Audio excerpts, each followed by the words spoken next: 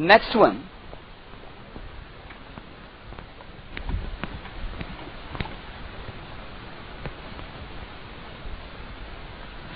देखिए कभी कभी एरिया निकालने के लिए कुछ एक पर्टिकुलर टर्मिनोलॉजी का यूज किया जाता है, जैसे अगर ये लिखा जाए फाइंड द एरिया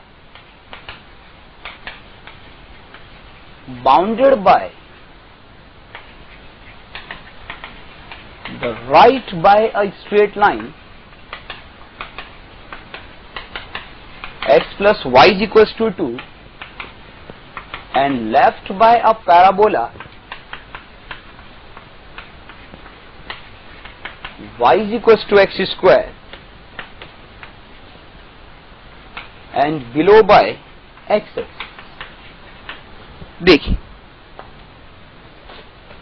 देखिए इन सारी चीजों का क्या मतलब है। सबसे पहले तो हम इन सारी चीजों को ड्रॉ करने की कोशिश करते हैं। अगर आपने इन सारी चीजों को ड्रॉ करा तो y is equals to x square, this is the parabola, mouth opening down upward, x plus y is equals to 2, एक line, this is the line, this is 2,0 and this is 0,2। अब देखिए बात यह है कि हमसे जो पूछा जा रहा है वो क्या है, area bounded by the right by the straight line. Right by the straight line का मतलब जो इसके नीचे का पार्ट है उसे राइट बाय कहते हैं। तो इस सारे की बात हो रही है, दिस सारा एरिया जो भी इसके नीचे की तरफ है। Then left by the parabola, तो लेफ्ट बाय द पैराबोला का मतलब यह है कि जो भी उसके नीचे का पार्ट है तो इसे छोड़ा दिस पर्टिकुलर पार्ट, यही उसमें भी कॉमन था, यही पैराबोला में कॉमन है। And below by x axis, तो बिलो बाय एक्सिस का मतलब जो एक्स एक्सिस के ऊपर है, तो एक्स एक्सिस के ऊपर यही पर्टिकुलर एरिया है। तो हमें ये सारा एरिया कैलकुलेट करना है, दिस पर्टिकुलर एरिया। और इसे कैलकुलेट करने का तरीका, दिस इज 0, दिस इज 2। आपको this particular point of intersection के बारे में पता होना चाहिए। And this particular point of intersection is 1, तो this is 1,0।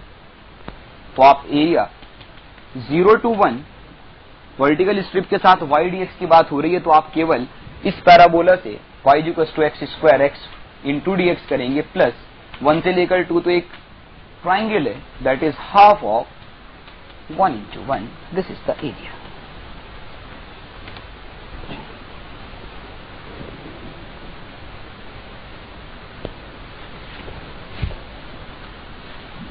Next one,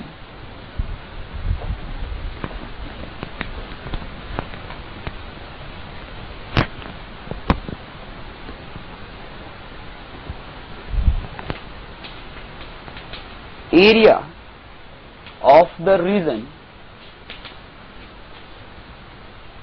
in first quadrant bounded by y is equals to x root x and below by x axis and line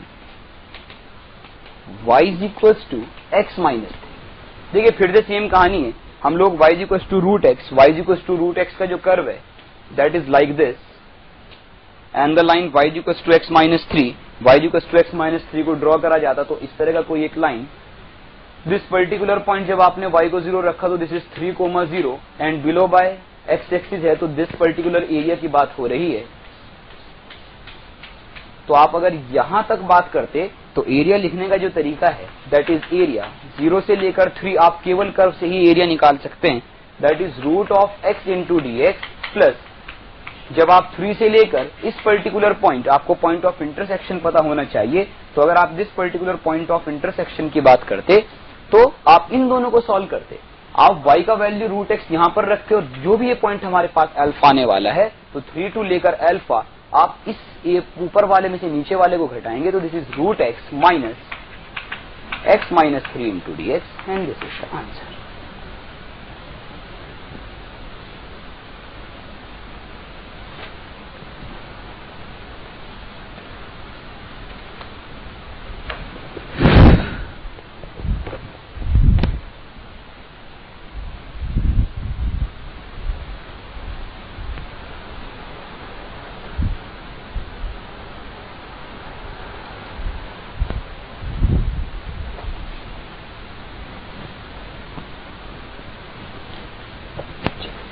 next देखिए, हर बार area calculate करना एक बड़ा आसान सा phenomena है, but कुछ एक पर्टिकुलर स्टैंडर्ड एरियाज भी याद रखे जाते हैं। दो कर्व्स के बीच में जो स्टैंडर्ड एरियाज बाउंडेड हो रहे हैं उन्हें अक्सर याद भी रखा जाता है ताकि उन्हें डायरेक्टली यूज किया जा सके। तो हम लोग उसी तरह के कुछ एक स्टैंडर्ड एरियाज लिखेंगे।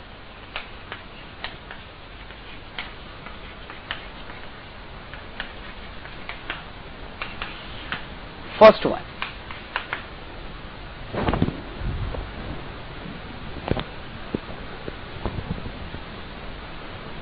y square is equals to 4ax and x square is equals to 4by, where x and y both are greater than 0। देखिए बात क्या है, y square is equals to 4ax एक ऐसा पैराबोला है like this,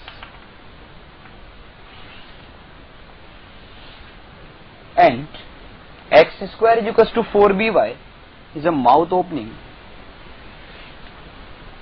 y is equals to, and these two are the parabolas। अगर इन दोनों parabola के बीच में आप लोगों को एरिया कैलकुलेट करना है तो आपको पॉइंट ऑफ इंटरसेक्शन k पता होना चाहिए, 0 से k, और 0 से k में आप लोग दिस माइनस दिस, अगर ये एरिया आप कैलकुलेट कर रहे हो तो दिस पर्टिकुलर एरिया का जो वैल्यू है दैट इज 16ab/3 के बराबर होता है। हालांकि कैलकुलेट करने का तरीका एरिया 0 से लेकर k, ऊपर वाला कर्व माइनस नीचे वाला कर्व किया जा सकता है। तो इस तरह से हम लोग इस तरह का एरिया निकाल सकते हैं।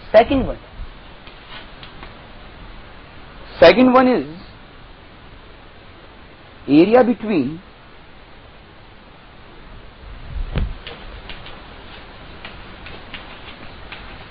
y square is equals to 4x and y is equals to mx। अगर किसी एक parabola y square is equals to 4ax and y is equals to mx के बीच का एरिया निकाला जाए तो y square is equals to 4ax again एक parabola like this,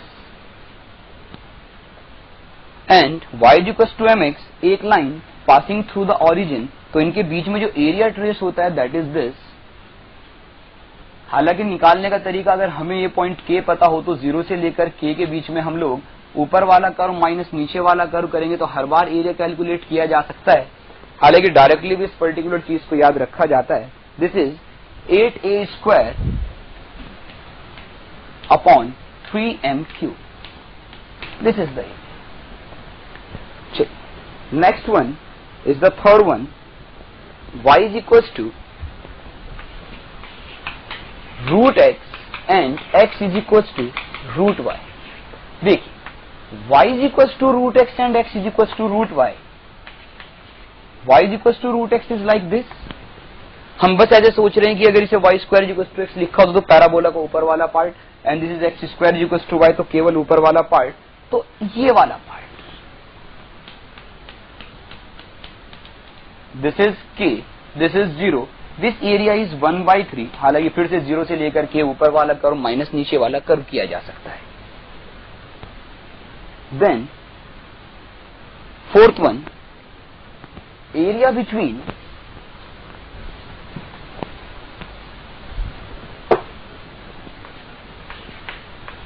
y square is equals to 4x, या y square is equals to x and y is equals to mod x। देखिए x is y square is equals to x and x is equals to mod y। y square is equals to x is a parabola like this and x is equals to mod y, these are the lines। तो हम इस particular area की बात कर रहे हैं। तो हालांकि भयंकर सिमेट्री है तो आप ये सोच सकते हैं कि दिस इज 0, तो ये दोनों पॉइंट तो k टाइप ही आने वाले हैं, तो 0 से k में ऊपर वाला निकाला जाए और नीचे वाले का ट्वाइस किया जाए। This answer is again 1/3। So this is the 1/3। Fifth one is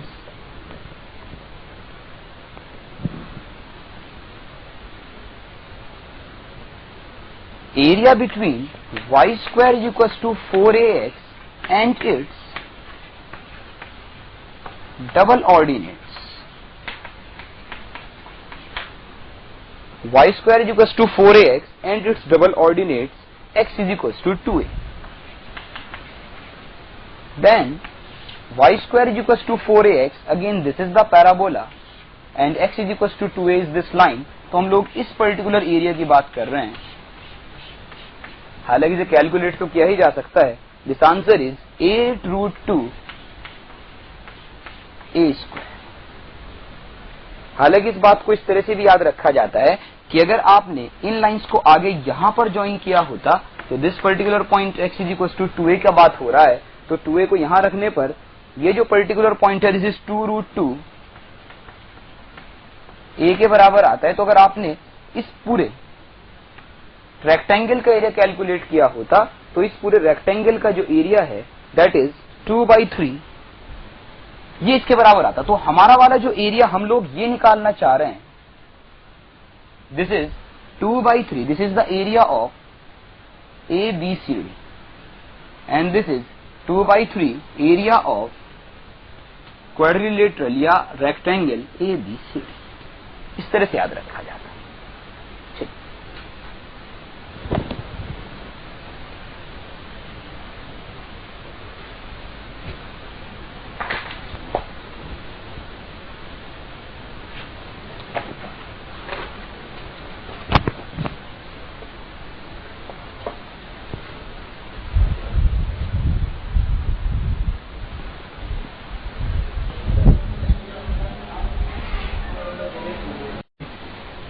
area under the curve में नेक्स्ट कंसेप्ट की बात करते हैं हम लोग, शिफ्टिंग ऑफ द ओरिजिन की बात करते हैं. देखिए शिफ्टिंग ऑफ ओरिजिन क्या है. अगर कोऑर्डिनेट प्लेन के ऊपर हम लोग,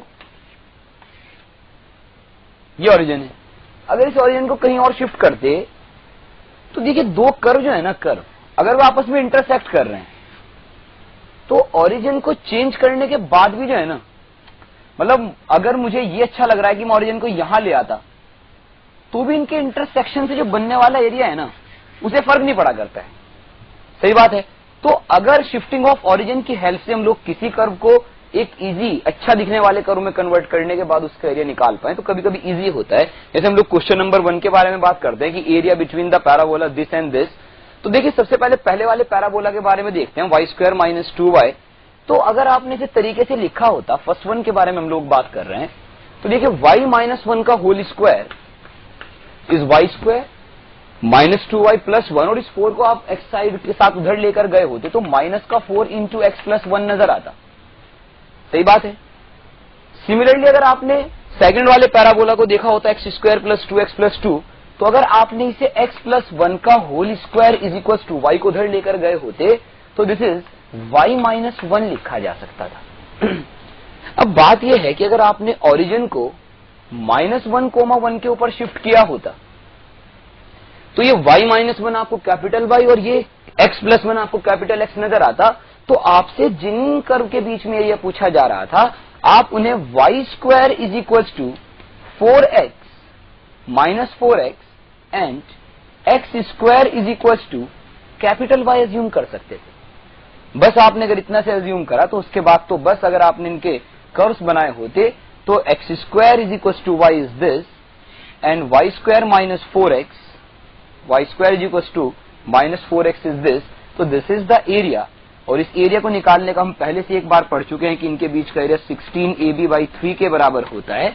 तो अगर हमें a और b का वैल्यू पता चले तो a का value is 1, b is 1/4 and the answer is 4/3. तो इस तरह से हम लोग एरिया निकाल सकते हैं. ठीक है. सेकंड वन के बारे में बात करते हैं. हमसे पूछा smaller area between the ellipse 9x square plus 4y square minus 36x plus 8y square plus 4 equal to 0 and the line 3x plus 2y minus equal to 10. देखिए अगर आपने इस एलिप्स को थोड़ा सा आराम से देखा होता, हालांकि इसे ड्रॉ किया जा सकता है, बट अगर आपने इसे बहुत आराम से देखा होता तो आपको ये एलिप्स, देखिए हम हर बार बस कोशिश ये करते कि हम इन्हें परफेक्ट स्क्वायर टाइप चीजें बना सके. तो अगर हमने इन दोनों को परफेक्ट स्क्वायर बनाने की कोशिश की होती तो हम लोगों को ये इलिप्स x माइनस 2 का होल स्क्वायर, मैंने सिर्फ उसको x स्क्वायर वाले को 9 से डिवाइड करा होगा, तो x माइनस 2 का whole square divided by 4 plus y plus 1 का whole square divided by 9 is equal to 1 के बराबर नजर आता। दिस इज द इलिप्स जो मैंने इस वाले पर्टिकुलर इलिप्स को सेट करा। अब बात यह, अगर x माइनस 2 को आपने कैपिटल X, मतलब आपने अगर ओरिजिन को 2 माइनस 1 के पास शिफ्ट करा होता तो ये आपको कैपिटल X जैसा नजर आता डिवाइडेड बाय 4, एंड ये आपको कैपिटल Y जैसा नजर आता divided by 9 is equal to 1। This is the equation of the ellipse. And similar कहानी अगर आपने लाइन के साथ की होती और आपने लाइन को 3 into x minus 2 plus 2 into y plus 1 लिखा होता तो 3 इंटू 2 जा 6 प्लस का 2 तो माइनस के 4 हैं, तो अगर माइनस के 4 हैं तो उधर हमें 6 नजर आने वाला है। This is the equation. या इस चीज को आप लोग 3 time of capital X plus 2 time of capital Y is equal to 6 के बराबर लिख सकते हैं। This is the equation number 2। तो अब हमारे पास जो इलिप्स एंड द लाइन्स हैं, इलिप्स एंड द लाइन है, वो दोनों के दोनों हम लोगों के पास बड़े अच्छे तरीके से है। तो हम लोग बस एक नया एक्सिस सिस्टम डिफाइन कर लेते हैं जिसमें x axis is capital X and y axis is capital Y। ये इलिप्स ऐसा है जो यहां पर 2 2 और यहां पर 3 3 टाइप है, 2 का स्क्वायर 3 का स्क्वायर, तो this is the line, this is the ellipse.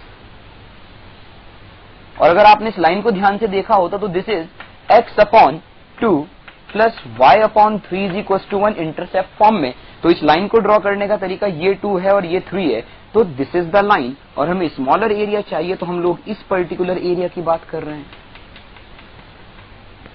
तो हालांकि निकालने का सबसे आसान तरीका ये है कि हम लोग इलिप्स का एरिया तो पहले से जानते ही हैं कि वो पाई ए बी के बराबर होता है, तो पाई ए बी से हम लोग पहले इलिप्स का एरिया निकाले और फिर केवल इस ट्राइंगल ओ 0 2 और 3 से बनने वाले एरिया को उस 1/4 करने के बाद उस एरिया में से घटा दें तो हमारे पास आंसर आ जाता है। And the answer is 3 pi minus 6 divided by 2। This is the answer. Next one,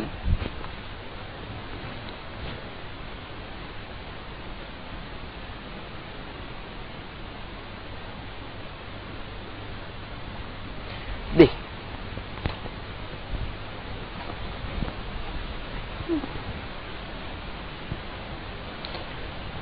next one is area between y is equal to EX ln x and y is equal to ln x upon EX। देखिए तरीका, सही तरीका तो ये है कि हम इन दोनों कर्व्स को ड्रॉ करें और ड्रॉ करने के बाद फिर हम लोग इन दोनों के बीच में देखें कि कहां से कहां के बीच का एरिया हम लोगों को निकालना है। हालांकि इन्हें ड्रॉ करना बहुत भारी काम नहीं है। हम लोग अगर मैं इस कर्व को y1 नाम टू और इस कर्व को this is y1 and this is y2, देखिए सबसे पहले y1 के बारे में बात करते हैं कि y1 को कैसे ड्रॉ किया जा सकता है। y1 जो है वो एक्चुअली सबसे पहले हम लोगों ने y1 के लिए dy by dx कैलकुलेट करा, तो इसके लिए e तो एज इट इज रहने वाला है x का, and this is 1 upon x plus x and this is ln x is equal to, अगर आपने 0 किया होता तो x is equal to 1 upon e के बराबर नजर आता।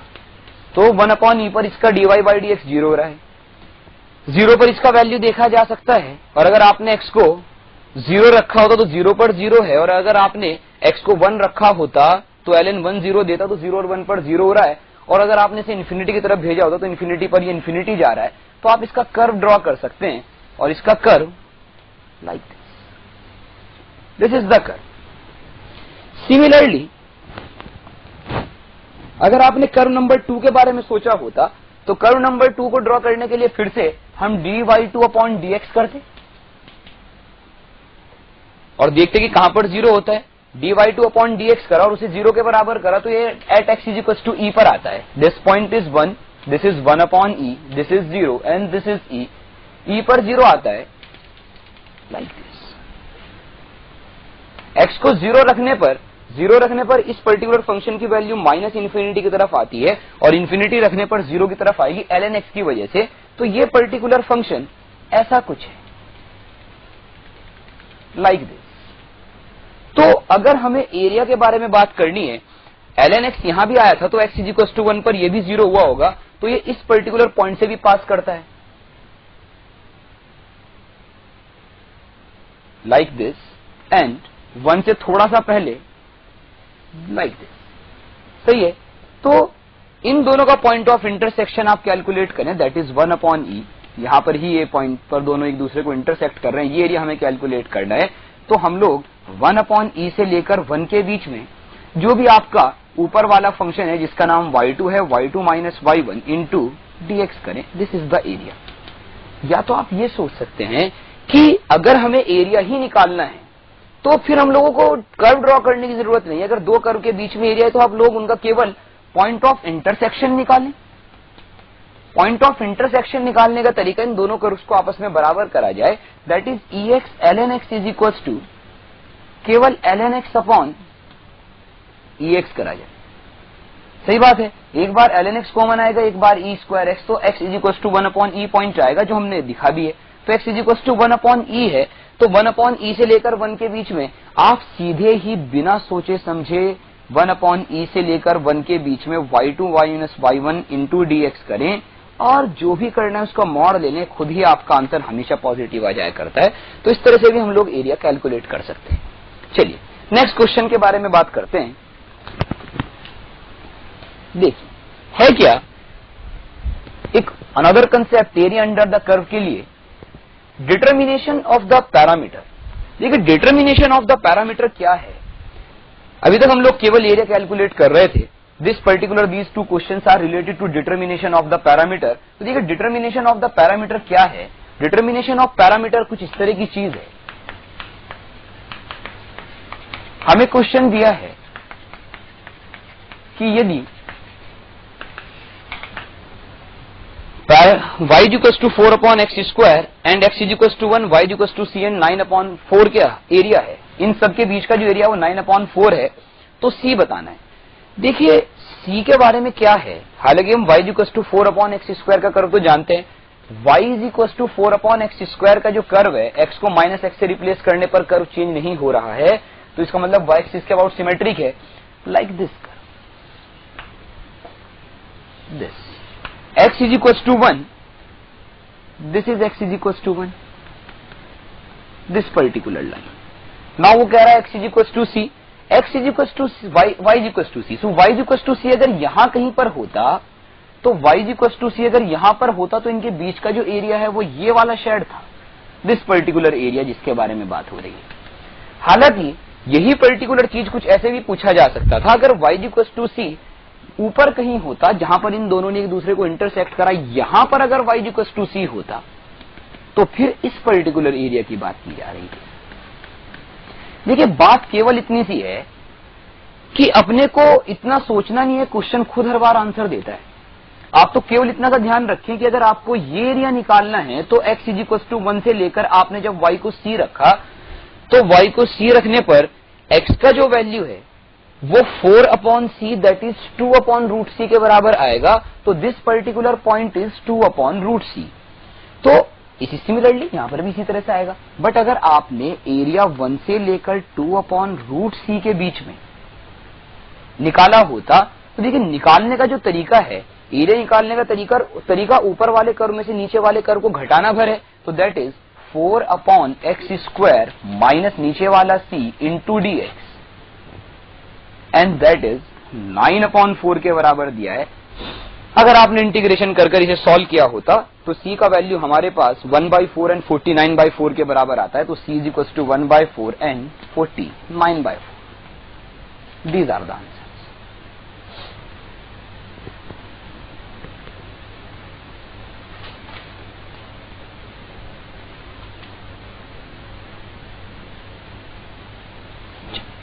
चलिए नेक्स्ट क्वेश्चन के बारे में बात करते हैं।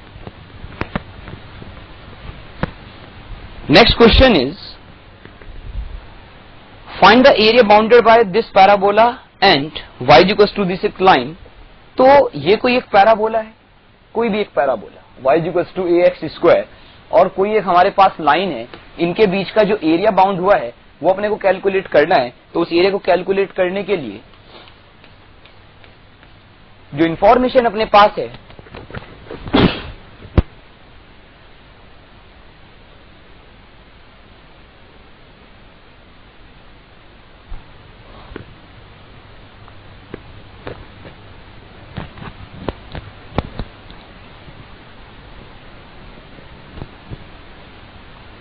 उसने ये कहा है कि यदि टेंजेंट इसके किसी पर्टिकुलर पॉइंट जबकि x इज इक्वल टू 3 है तो वो एक एंगल बनाती है पाई माइनस टेन इनवर्स ऑफ 6 का।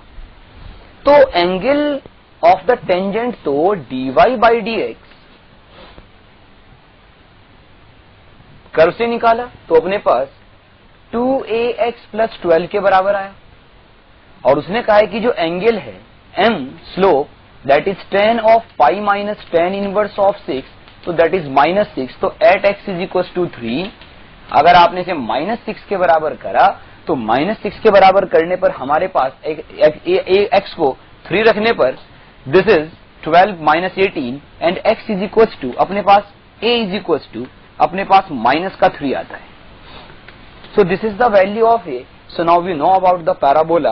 और अगर हमें पैराबोला के बारे में पता है और किसी लाइन के साथ उसका शेडेड एरिया निकालना है तो हम लोग सीधे सीधे पॉइंट ऑफ इंटरसेक्शन निकाल सकते हैं, और पॉइंट ऑफ इंटरसेक्शन निकालकर केवल लाइन में से कर्व में से लाइन को घटाए। हालांकि ये -3 आए तो पैराबोला भी कुछ लाइक दिस बनना चाहिए, बट एक बार हम लोग दोनों पॉइंट ऑफ इंटरसेक्शन निकाले, this is -2 and this is जो भी अपने पास 3, तो हम लोग सीधे सीधे -2 से लेकर 3 के बीच में this is parabola and this is line dx कर सकते हैं, and this is the area, और ये एरिया कैलकुलेट किया जा सकता है। Next one,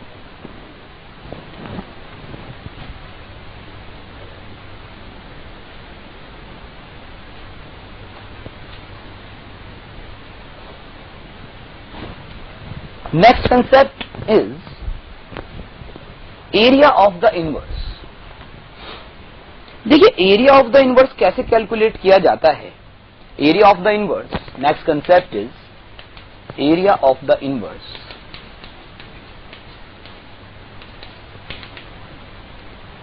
These two questions are based on this particular concept, area of the inverse. देखिए इनवर्स, सबसे पहली बात तो या तो आप फंक्शन का इनवर्स कैलकुलेट कर ले और जहां से जहां के बीच में हमसे एरिया पूछ रहा है वो एरिया आप बता दें उसे, तो एरिया कैलकुलेट किया जा सकता है। But every time it is not possible to calculate the inverse of a particular function. जैसे अगर f(x) is equal to 3x cube plus 2x हमारे पास कोई फंक्शन है, तो इस पर्टिकुलर फंक्शन का इनवर्स कैलकुलेट करना इज टफ। एक्चुअली बात क्या है, अगर आप इस तरह से सोचें कि अगर हमारे पास कोई एक function y is equal to f(x) है, तो y is equal to f(x) का अगर इनवर्स कैलकुलेट करना होता तो इनवर्स कैलकुलेट करने का तरीका यह है कि x एक्सिस को y एक्सिस बना और फ्लिप कीजिए। तो अगर आप फ्लिप करेंगे तो आपको जो x इज इक्वल टू 5 वाले जो ऑर्डिनेट्स कहे जा रहे हैं ये आपको एब्सिसा बनकर नजर आएगा, y is equal to 5 type situation. तो इस बात को ऐसे भी सोचा जा सकता था कि अगर हम लोग क्वेश्चन नंबर 6 के बारे में पहले बात करते हैं कि अगर हम लोग इस पर्टिकुलर फंक्शन के बारे में सोचते तो इस पर्टिकुलर फंक्शन के लिए ऐसा सोचा जाए कि देखिए y इक्वल टू f(x) को पहले ड्रॉ करते हैं। अगर आपने y इक्वल टू f(x) को ड्रॉ करा तो y इक्वल टू f(x) को ड्रॉ करने के लिए x इज इक्वल टू 0 है और हमेशा इंक्रीजिंग टाइप है, तो like this. And ordinate at x is equal to 5, तो ordinate at x is equal to 5 जब इनवर्स के लिए बात हो रही होगी तो this is y is equal to 5 और उसके corresponding x is equal to 1, चूंकि अगर आपने इसे 5 के बराबर रखा तो x इज इक्वल टू 1 रखने पर 3 प्लस 2 5 के बराबर आता है। तो देखिए जो हमें एरिया कैलकुलेट करना है, हमें एरिया ये वाला कैलकुलेट करना है। तो अगर ये वाला एरिया हमें कैलकुलेट करना है तो हम ये सोच सकते थे कि हम लोग इस OABC रेक्टेंगल का एरिया निकाले, दैट इज 5 माइनस इस पर्टिकुलर शेड का एरिया। इस पर्टिकुलर शेडेड रीजन का एरिया निकालने का तरीका केवल 0 से 1 में इस वाले एरिया को घटा देते हैं। टोटल 5 में से अगर आपने ये वाला एरिया घटाया तो अपना रिक्वायर्ड एरिया निकल कर आएगा। तो this is 0 to 1 3x cube plus 2x into dx, this is the area.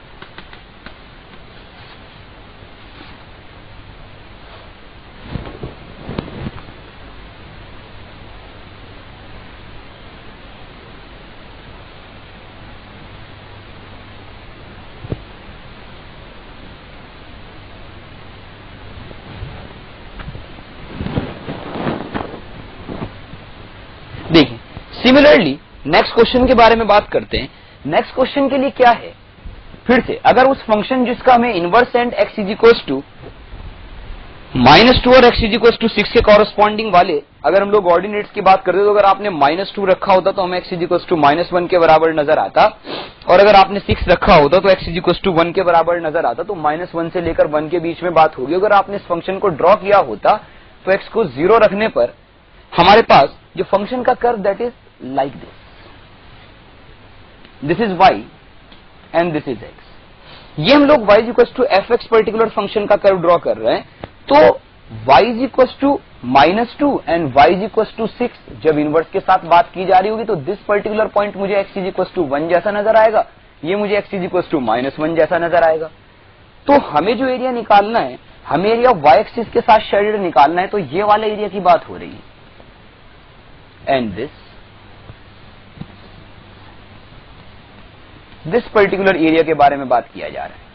अब बात केवल इतनी सी है कि अगर आपने फिर से ये वाला रेक्टेंगल पूरा किया होता, इसे आपने A B C and D नाम दिया होता, और आपने यहां भी एक रेक्टेंगल पूरा किया होता और जिसे नाम आपने ए B1 C1 एंड D1 दिया होता, तो बस एरिया कैलकुलेट करने का जो तरीका है, एरिया इज, अगर आप -1 से 0 में बात करते हैं तो -1 से लेकर 0 में आप पहले तो इस पर्टिकुलर का एरिया निकालें, दैट इज 6, यहां पर इसका एरिया निकालें, और फिर उसके बाद इसे सब्ट्रैक्ट करने का जो तरीका है, तो 1 से 1 में जो भी इस पर्टिकुलर फंक्शन का नाम है that is 3x² x³ plus 3x plus 2 into dx।